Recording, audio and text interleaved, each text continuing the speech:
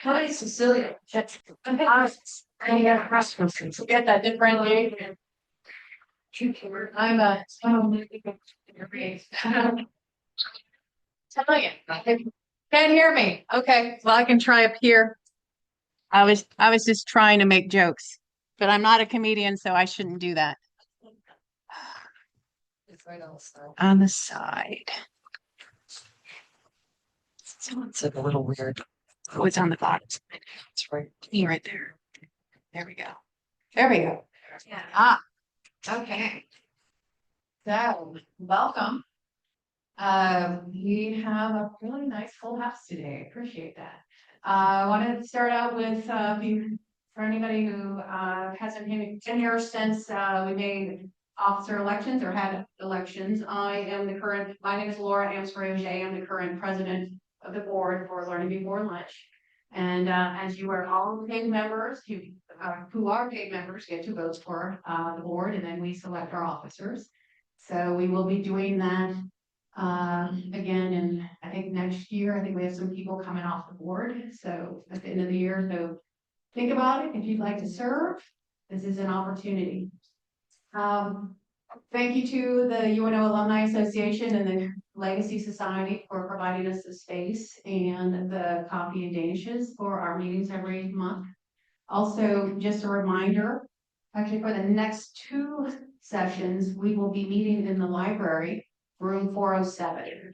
So they had a scheduling conflict here. So our April and our May meetings will be in library 407. We'll put that as the advertising to remind you, but you can also put it on your calendar. And please plan to attend. We have some great speakers coming up. In May is Mac Sakakini. I think I pronounced that. April. April. That's right. Say it again. Sakakini. That's correct. And we're working on building up the schedule for the year. So lots of good speakers for you.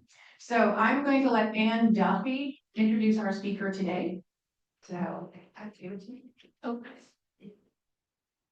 Welcome, and we're all are in for a treat. This is a wonderful talk. It is a real New Orleans story, and you will like it. Lisa, you've done a great job researching and getting this together.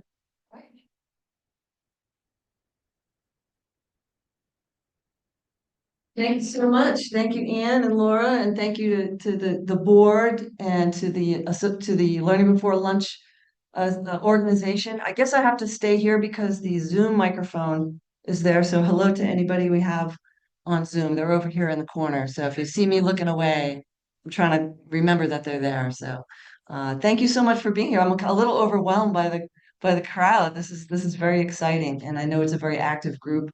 And you have a lot of great speakers, so I may have to come up here myself to see some of the future speakers. I also want to point out my friend Linda, so embarrass her in the audience. Where are you, Linda? Wait, she's trying to hide in the back. Linda Massicote, Linda DiMarzio. She is the daughter and the niece of two of the Italian prisoners of war who were held at Jackson Barracks during World War II, which is the subject of our talk today. And this talk is the backstory for my novel, which is The Italian Prisoner. So the novel itself is fiction. And the main character is Rose Marino, who lives upstairs from the corner grocery at Dauphine and St. Philip, which some of you may know as Matassa's grocery store. In the book, it's called Marino's Grocery Store. And she is a young woman trying to forge her own path at what is, as everyone knows, a turning point in American history. In the first part of the book, she gets a job at the Higgins shipyard. So what I'm going to talk about, though, is the part of the book where Rose meets Sal, the handsome Italian prisoner of war who is being held at Jackson Barracks. And how did that even happen? How many people here knew before we had this conversation or before they read the book that there were Italian prisoners of war at Jackson Barracks during World War II? Okay, more than most crowds. I've spoken to many, many clubs and organizations, and very only a smattering of people have actually who grew up in New Orleans were actually aware that we had Italian POWs. Some people know about the Germans, which were held up here at Camp Leroy Johnson and other places, but very few knew that we had the Italians. So I'll tell you the story of how that all happened. This picture I love. It came from one of the families when we were doing the research, and it's Thanksgiving dinner. And the men in the picture are Italian prisoners of war, and the women are mostly members of the Battaglia family, who had at the beginning of the story 7 unmarried daughters. And that part was true. This is an actual photo. These are the actual people. At the end of the story, they had 3 unmarried daughters. So and some of them were getting up there in age. I mean, almost 30. So you know how that is. So let's get into the story. So for those of you, most people in New Orleans know that we have a Sicilian history here, and that there were Sicilian immigrants into Louisiana at the end of the 1800s, middle to end of 1800s. But I always start with this because often there are people in the crowd who do not know that. Just yesterday, someone had made a post on Facebook and talked about the Spanish, the French, the Creoles. They listed all the Germans even, and they never said Sicilian in terms of the heritage of New Orleans. So I had to jump in and correct it.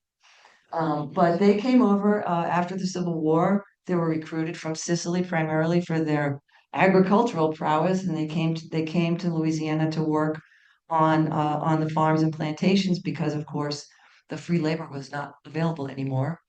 And they were in tough shape in Sicily, so a lot of them took the offer to come and work. And eventually, oops, that doesn't look good. You want to get no? One hit no. Hold on. Question.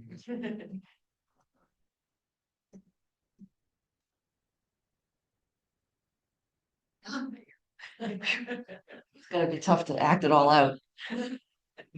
Sorry on the Zoom. I hope you still have a picture. So they came over and eventually they made their way into the French market and into New Orleans with produce that they would grow on their own. They had truck farms, they had fruit stands, they had eventually corner grocery stores. So those of you who know the history of the French Quarter know there was a corner grocery on every corner almost at one time, and there still are a bunch of them there. And eventually they became an established neighborhood. So everything from like the cathedral down was known as Little Palermo, was all Sicilian back in the day.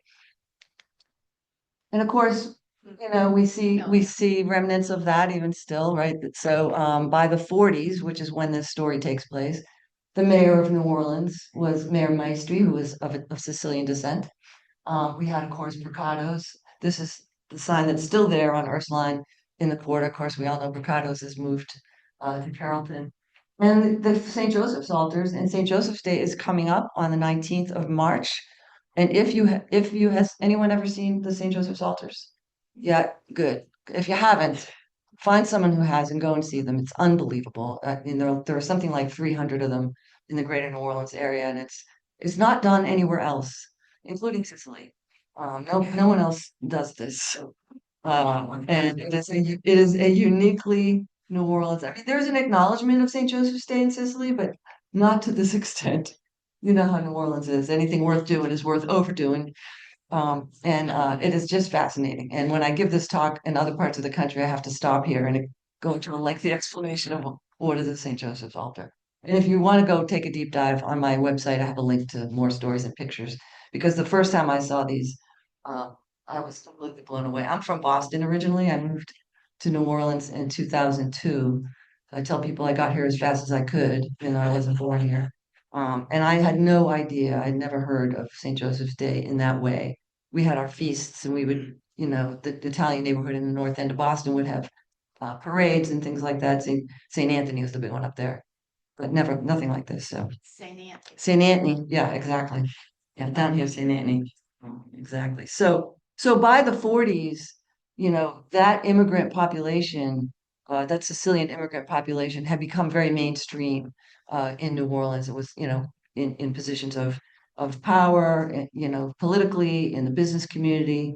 The church, which is St. Mary's Italian on charters.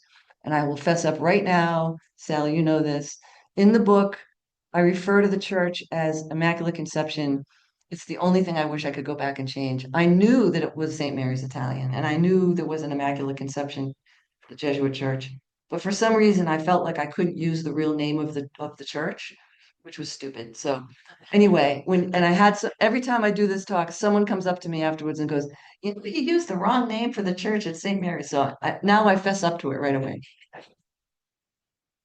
So and there it is, St. Mary's. So still there, and they do a lot of events there. It's still a beautiful building. Central Grocery just reopened a few weeks ago, so you can get your muffaletta there again. And there's Matassa's grocery store, which they probably thought I was crazy woman stalking them during the research for this book. I live in the Marigny, so I would just walk down there and stand across the street and take notes and stare at the upstairs apartment and try to imagine what Rose's view was like because they lived upstairs. And finally, I couldn't get access to it, but I got access to one right up the street, and so I got a view of what it was like from the second floor in the French Quarter, which was cool. So these things, these remnants of Sicilian New Orleans, still very much around. A lot of the people moved eventually, to the suburbs, but a lot of the families are still here. Grocery store? It is, in fact, still a grocery store. The family sold it a few during the pandemic, I think, but it's still a grocery store. Yeah, which I was very happy that it didn't close. Yeah, and it's still called Matas's, which is good. Um, so there's some side stories that are really not the subject of the book, but important to mention. Um, and one of them is that at the beginning of the war, before the United States got in, before Pearl Harbor, Italians and Germans, and of course Japanese citizens of the United States were subject to discrimination and to having their radios confiscated, and if they weren't citizens, they had to register as enemy aliens, which for the Italians and the Sicilians in New Orleans that had been here for generations was tough, and it was tough for a lot of people. Toughest, of course, most of all for the Japanese, who were the citizens who were rounded up and put in concentration camps shamefully. And there were some Italians and Germans who were also detained in the detention camps during that time. And this is a book about that story. Um, that is not the story in this book. So I always try to point that out. The prisoners of war that I'm talking about are they were enemy combatants fighting in North Africa, and I'll talk about that in a minute. But this is a fascinating story if anybody wants to get into it. And some of you might have heard in the past Sal Serio, who used to do a talk about this topic. Our dear departed friend Sal, I always have to bring him up. He was instrumental in the research. Without Sal, I would not have had this book, or it would have been a very different story because Sal was the curator of the American Italian Library at Jefferson Parish, and he was kind of the mayor of Sicilian New Orleans. And when I met Sal, that unlocked the door to me getting access to all of the families that had settled here that were part of this story. So I always have to give him his due. He passed away a month after the book came out, which but he was like a proud papa. So I was so glad that I got it out while Sal was still with us. And and Linda and I, and the Sal fan club always try to remember him. So during the war, you know, folks were on edge. Those of you who have parents or relatives who, were around in those days, because I know all of you are too young to have been around in the 40s. Um, maybe you've heard these stories. There was rationing, there was hardship, there were U-boats in the Gulf sinking merchant ships, and people knew about that. And so the war was very present. Many families, of course, had sons and daughters serving overseas, and worried for their safety. There were a lot of blue stars and gold stars in the windows in the shops and homes in New Orleans. So the war was very present. There was rationing. I was finishing this book during the pandemic, and I couldn't help but think about the parallels. Remember when we were all hoarding toilet paper and, rationing and nervous, right, about what was going to happen to us? That kind of existential dread that was going on, I think was a feeling that they had for years during the war. So very, very similar. And that was the backdrop for the family in the book and the story that unfolded. And for women in particular, it was a big deal because they were being heavily recruited to go into the workforce. Of course, as we all know, the men were fighting. Most of them were off, if they were eligible, they were off in the war. There was a wonderful exhibit at the World War II Museum. Did anyone see that? It's called Our War II. It was all about the women. Really great. And I think you can still see some of that at the World War II Museum. I really recommend it. About the women that served in the war, but it also, there's the Arsenal of Democracy exhibit there that talks about the women who served here in the war industry. And I love the recruitment posters. I probably spent a whole afternoon down a rabbit hole looking at these recruitment posters because they're so melodramatic. I mean, look at her face. Longing won't bring him back sooner. Get a war job. And then you see in the background the blue star, which meant that there was a service member in the family overseas. And this one too cracked me up. So they're a lot of fun. If you Google uh, World War II propaganda posters or recruitment posters, you'll see a bunch of these, and they're great. So in the book, um, my main character, Rose, takes a job early in the book, so I'm not spoiling anything, takes a job at the Higgins shipyard. And that was another whole research rabbit hole I went down. Fascinating history there. And I think you've had speaker here before about the Higgins shipyard and the Higgins Industries and what went on there, which was just an incredible story in and of itself. Um, and a lot of people, if people here mostly know about Higgins, and if you don't, go to the World War II Museum and go to the Higgins exhibit. You'll see a lot more there. It's a fascinating story. When I tell the story outside of New Orleans, I have to stop and tell them what a Higgins boat is. This is a Higgins boat, and everyone's seen them, of course. All the newsreels in the World War II movies and D-Day reenactments. Have the boats pulling up on the beach. Andrew Higgins, of course, was a genius. He was making these boats for the shallow draft, because they're shallow draft boats. He was making them for the fishing industry first in the Louisiana bayous, and then for the oil and gas industry. And he had the brilliant idea to go to the Navy before we were even in the war and convince them that these would be valuable in the Navy to be able to pull up on the beaches where the enemy was not expecting us. They were expecting us at the harbors and ports, but these boats could pull up anywhere. And that was what made them so valuable. And Stephen Ambrose tells the story, the historian tells the story of Eisenhower when he was, you know, working on Eisenhower's papers. Eisenhower said Andrew Higgins was the man who would win the war for us. So not well known really outside of Louisiana, probably as much as he should be. So I was trying to give Andrew Higgins his due. So Rose in the story is a bookkeeper. So she's not Rosie the Riveter.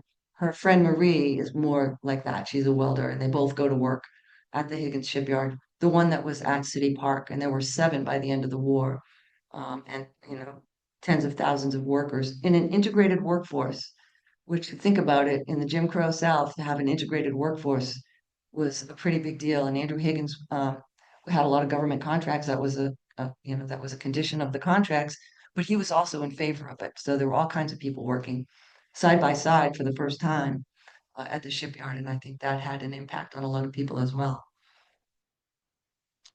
But for the young women, not a lot going on outside of work. There were movies, of course. Casablanca had just come out, very popular movie. They had dances, but there weren't a lot of male dance partners. And I always joke that from the vantage point of 2025, when you look at this picture, you think about the women going to these dances with each other. That was probably just fine for some of the women, but for the ones that wanted male dance partners, they were slim pickings. And does everyone know who that is in the middle? Thank you. Sometimes I say that and there's dead silence, and it breaks my heart. So of course Louis was still performing in New Orleans during that time. He was had been in New York as well, but hadn't yet gotten to Vegas, where he really kind of broke open on the national stage. So Louis does make an appearance in the book because I couldn't leave him out. So meanwhile, in North Africa, Operation Torch. I'm sure I have some World War II buffs in the crowd who know about Operation Torch, which started in November of 1942. And it was the first major operation for the Allies that started in North Africa. The British came from the east, the Americans came from the west, and eventually they ended up winning that battle. The first major Allied victory in World War II was in North Africa. And that was in May of 1943. So it was a long battle all across the deserts of North Africa. Fascinating story in and of itself. But when that happened in May of 43, all of a sudden they had prisoners of war to deal with for the first time. So the British and the Americans split up the prisoners of war. And here's a picture of some of them playing cards while they were waiting until they figured out what to do. These are Italian POWs in the desert. You can see the rugged landscape there. Mussolini had left these guys starving in the desert. No food, no water, no ammunition. They surrendered sometimes to unarmed medics. My friend's dad was a medic in North Africa during the war, and he told me the story about he was just, they were rolling along in a convoy one day, and these Italian soldiers came out of the scrub with their hands waving handkerchiefs, putting down their weapons, which had no bullets in them anyway, and surrendered. So they were desperate. They were all young guys, mostly. They didn't care about Mussolini. They'd just been conscripted into the army, and they were thrilled to be captured. I can't speak for the Germans, but for the Italians, that was true. And so, because of the Geneva Convention, they had to get all of these POWs out of the war zone. So now, after North Africa, Italy was, they went to Sicily and then Italy. So Italy was embroiled in the war. So they couldn't bring them to Italy. So they had to bring them somewhere. And they couldn't leave them. They weren't going to leave them in North Africa. So the British brought their portion of POWs to their British territories in India and New Zealand and Australia and places like that, and the UK. And the Americans brought them to the United States. And they were all over the country. So we brought 380,000 Germans and 51,000 Italians, prisoners of war, to the United States. And here's a map of all of the camps around the country. They were everywhere. And almost nobody knows about this, which was fascinating to me. Look at Louisiana, how many camps there were. The red dots are the base camps, the major camps, and you can see that one down here in New Orleans. But they were everywhere, and wherever there was an Italian community nearby, uh, they were aware. A lot of those folks would be aware of these Italians being there, and I'll tell you why in a minute. So yeah, I like to let that sink in for a minute because it's fascinating. Now, a lot of them were put to work on farms and ranches and ports and places where they needed the labor, heavily supervised, but they were out working. And a lot of people who lived near these. I have a friend who wrote a book about the camp up in Kansas, where her mother had been a secretary, and got involved at one point with one of the German POWs. That's another story. So there's a bunch of these stories out there, but none had ever been written about New Orleans and about our POWs. So when I started to do the research, I had completely forgotten. In September of 1943, Italy surrendered in the war. And I probably knew somehow in the back of my mind that Italy had surrendered at some point, but I didn't realize it was so early in the war. Um, and I'll stop for a second. I see people taking pictures of the slides. The slides are available. All of these slides are available on my website. So if anyone wants to go back and look at anything, just go. There's a link on my website, and the website's on the bookmarks that are in the back. So you're welcome to take pictures of the screen too, but just in case you get sick of doing that. So Italy surrenders and switches sides in the war. Now they're on the other side. I joke that our people not so good at the war thing. We were lovers, not fighters. Good cooks, but so now the U.S. government has a challenge because they've got all these 51,000 Italians. They were enemy combatants, but they're no longer really a threat to anyone. They're Italian to begin with. They're not a threat to anybody. Uh, they're happy to be here. They're behaving themselves. Very few of these POWs ever tried to escape because I looked that up, and there were a couple that did get out, but they went back. go out, they would have a night on the town, and then they would come back. So, because they were getting, first of all, they didn't speak English, most of them, and they didn't have any money. So anyway, there's a funny story about that in the book as well. Um, but they decided that they were going to take these guys and put them in what they called Italian service units, the ISUs. And they went to them and asked them to sign a loyalty oath. And they said, if you sign this loyalty oath and you agree not to cause any trouble, we will give you certain privileges. They were allowed out with an escort, more than just to work. They were allowed out to go to church in the community. They were allowed to go out to people's homes for dinner. They were allowed to have more visitors. In New Orleans, they were allowed to go on outings to Lake Pontchartrain, to Pontchartrain Beach, which, must have been fun. And the escorts were usually Italian American soldiers who were, enlisted men who spoke a little Italian and were able to translate for them. So not really tough duty for them either, guarding these guys. So they did exactly that, and most of them, except for some of the officers and whatnot, most of these guys gladly signed that oath.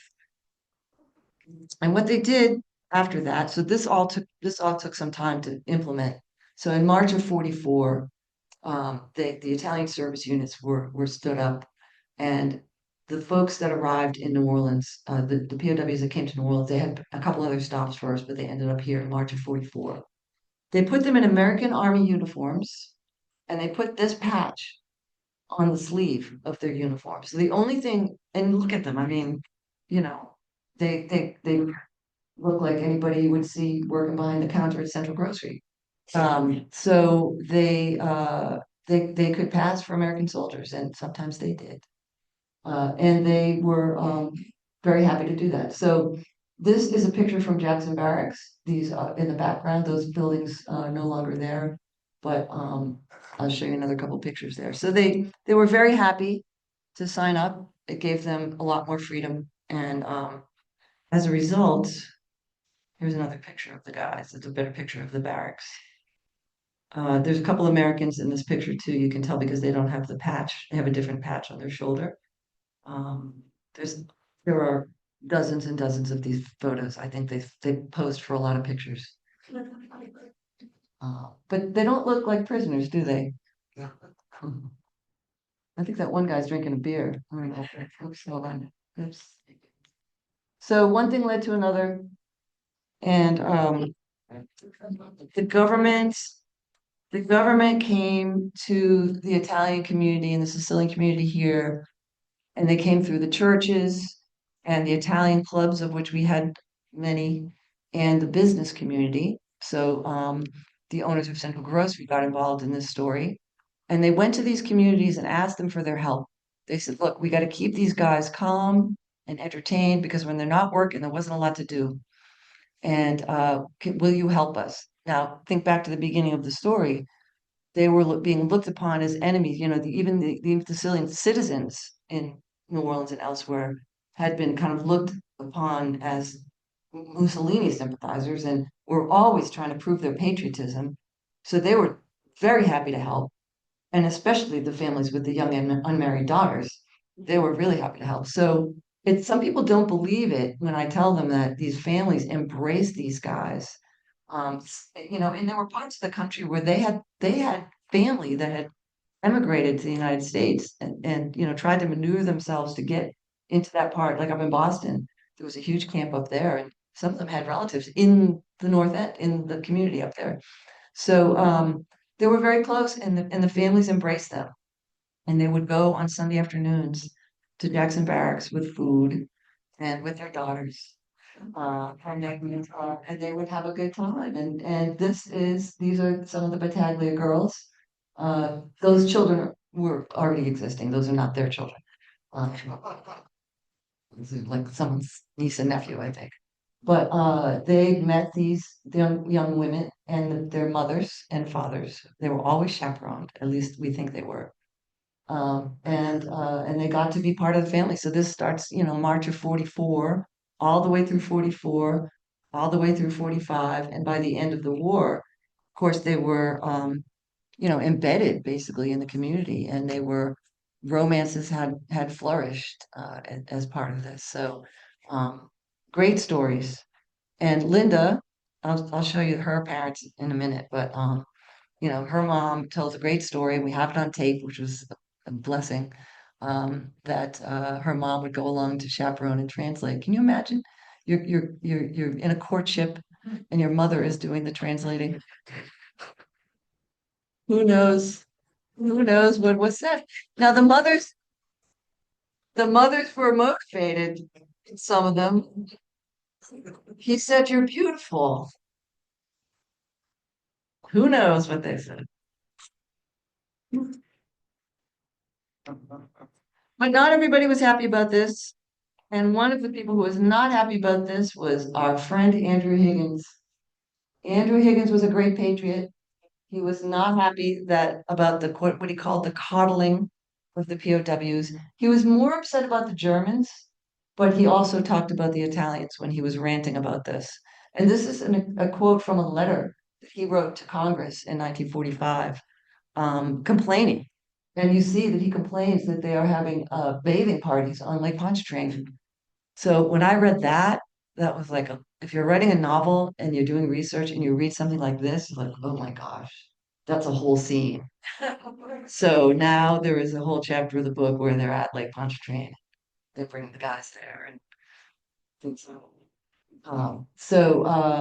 But you can imagine that for my characters in the book, Rose and Marie, who were both dating POWs by this time, um, they were a little nervous that the big boss was not happy. So they were kind of sneaking around a little bit.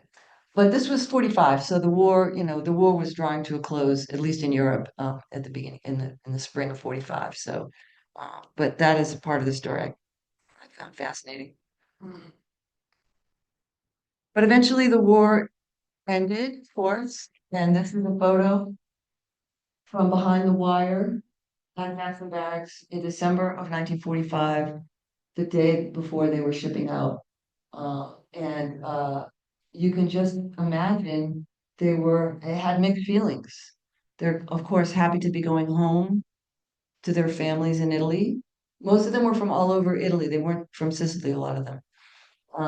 And they were nervous probably because they knew that there was a lot of hardship in Italy. In the war had, devastated Italy. My father went there in the 50s to see my family, and they still didn't have running water in the house. So it was a long road back for the the Italian people. But also they were leaving behind their sweethearts and the families that they had come to know and love. And and not knowing what was going to happen. Some people ask me why didn't they just stay? They weren't allowed to stay. They had to be repatriated per the Geneva Convention. They had to be sent back. However, the women, undaunted, the women, so this is Linda's mother and Linda's aunt, and her uncle and her dad, on the steps of the cathedral in Cefalù in Sicily, where their parents their mother and father had been married. And I got to visit this. I should put my picture. I got my picture taken on these very steps last April, which was it was a lot of fun because the cathedral is still there, and all the names in Cefalù are very familiar to anybody in this room who's spent time in the world. So those men were Italian prisoners of war? Yes, they were. And they took New Orleans girls back? Yes, they did. Married The New Orleans girls took them back. them. Exactly. But they were from New Orleans. The girls were from New Orleans, right? So the women, and I have to give them a ton of credit for this. Now think about it. It's 1946, 1947. They are leaving the relative comfort of the French Quarter, where they have running water probably, and electricity and everything else, and food on the table. They organize themselves to go to Italy. Oops. Uh-oh. Batteries. Yeah. I'll keep it going as long as I can. And they go over there and they're staying with family that they often didn't even know. They're going to meet the husband's families who they didn't know at all.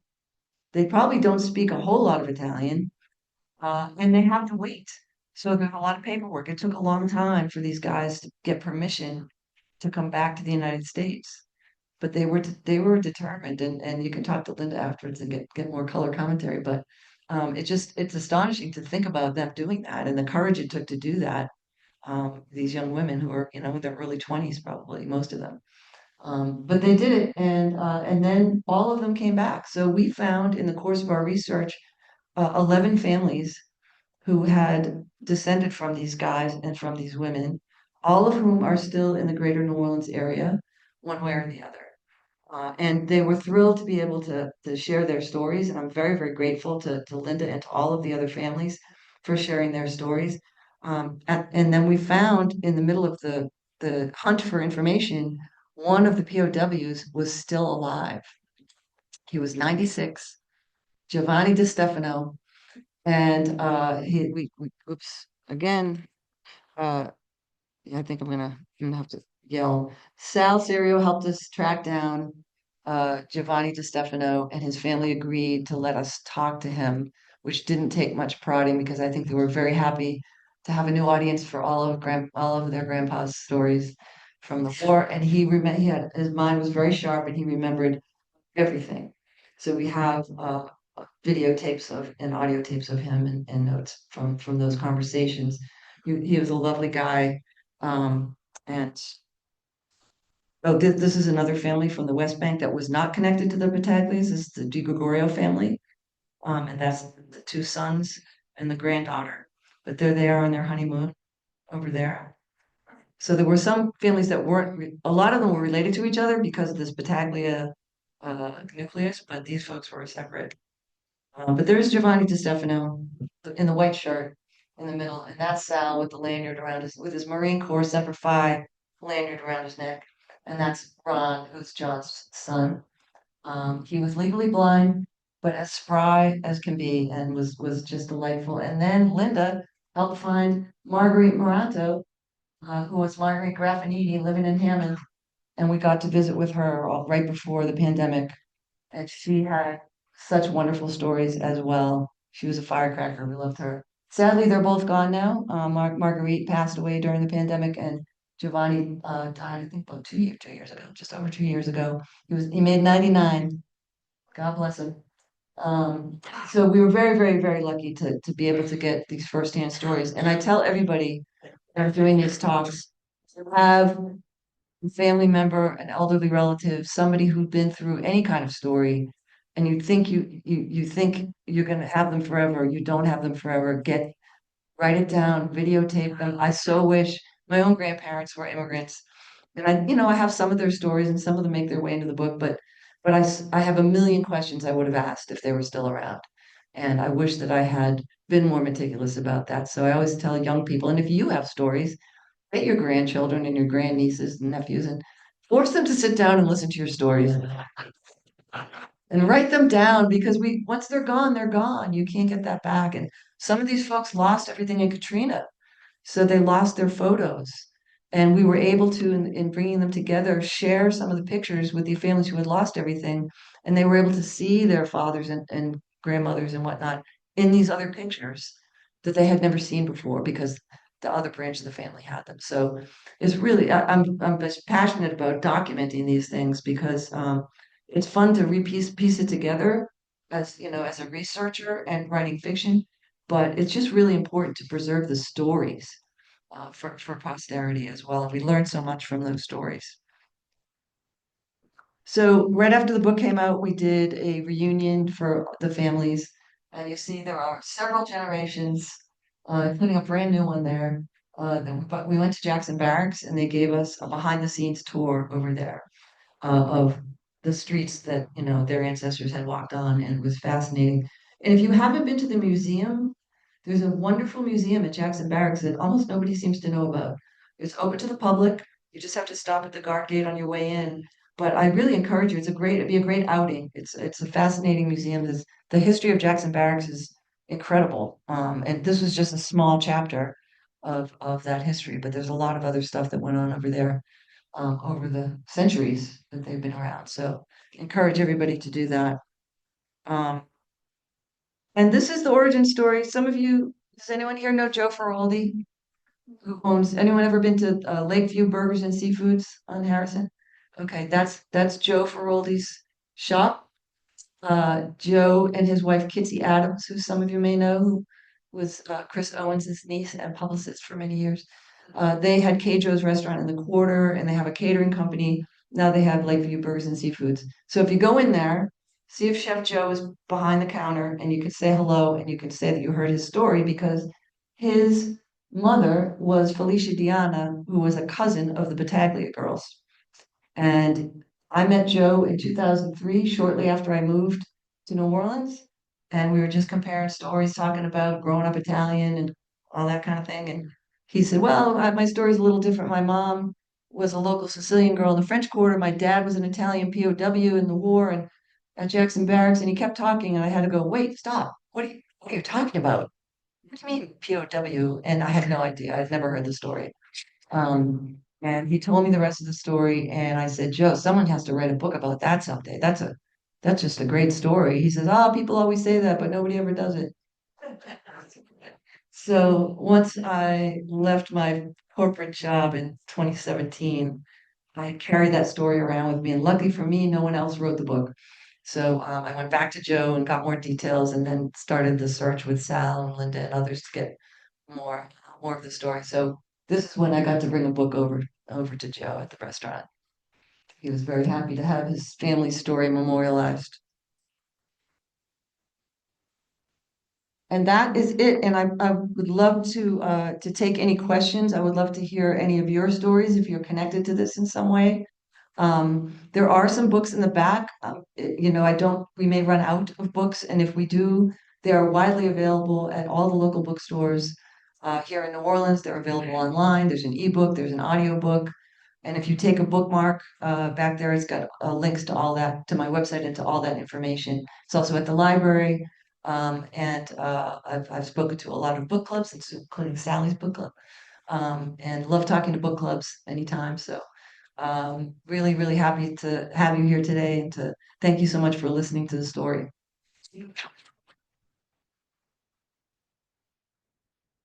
And, for my people on Zoom, you can see the website there on your screen, and feel free to visit. And if you really have a lot of time on your hands, there's all kinds of links to all kinds of information, side stories, and historical background on the website itself. So I also have a newsletter, and there's a link to subscribe to that if you want to be notified of the next book, or any upcoming activities. So I'll just say the audio version of this book is excellent. If anybody ever likes to listen to an audio book, thank you. it's very, very good. The Italians will speak it in an Italian accent Yeah, or say a word in Italian that you know means love, but it's just a very yeah. loving book to listen to. Thank you. I'll pass it on. The narrator of the audiobook is a professional actress. It's not me.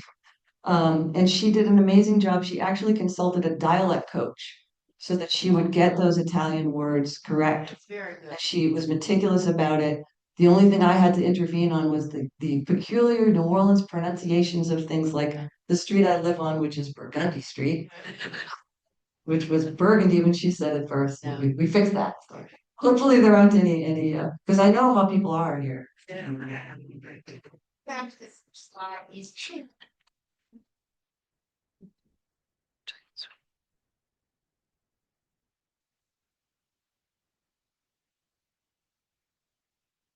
The very first one? That No. It was the one with the silk, they were in line. Oh, the ration board? Yes. Yeah. That one. Impressive. Like, is this Yeah. guy with the big eyes looking at me? Yeah. What, is he an American? This came from the Historic New Orleans collection, so I don't know who he is. But it's just. But he is. Yeah, he's definitely in uniform. Because in the days of segregation, we have an I know. Yep. And I just thought that was intriguing. That he looks German. I don't think so. And I don't know what that uniform is either. He has the insignia on his cap. He does. I'm gonna put the Marine. Yeah, maybe Coast Guard or Marines or something. Yeah, it's a good question. I'll go back and look at the source for that and see. It is interesting. And I want to say a word about that. Segregation was a real thing in this in this time, of course.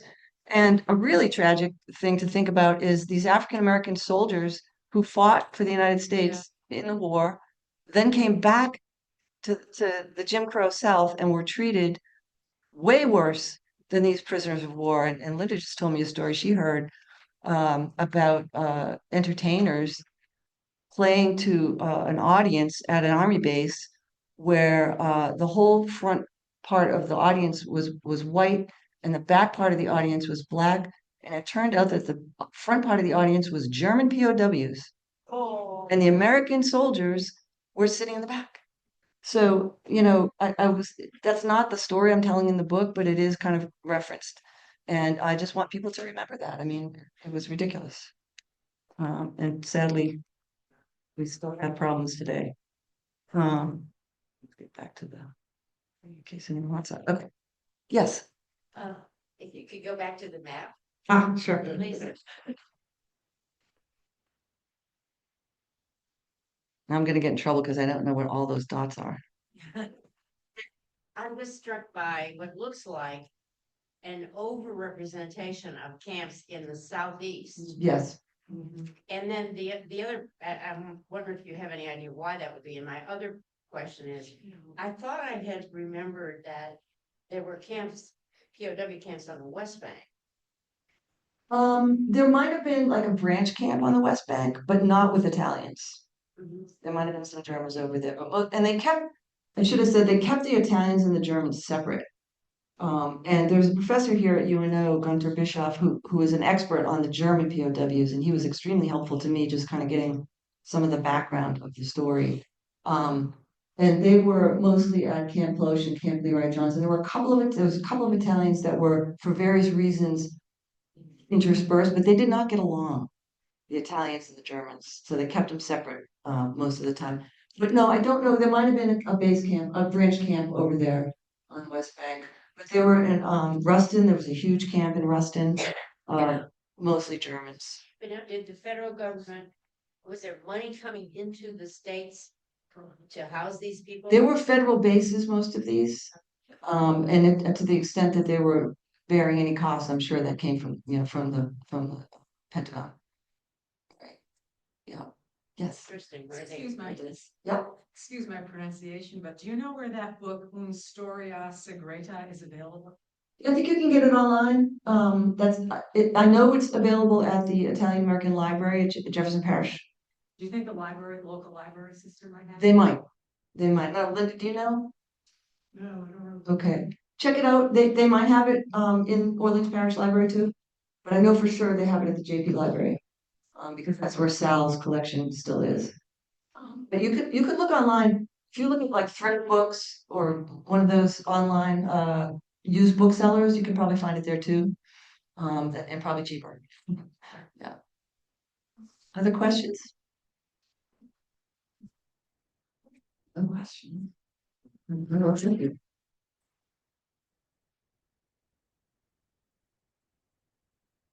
Thank you to the Zoom folks.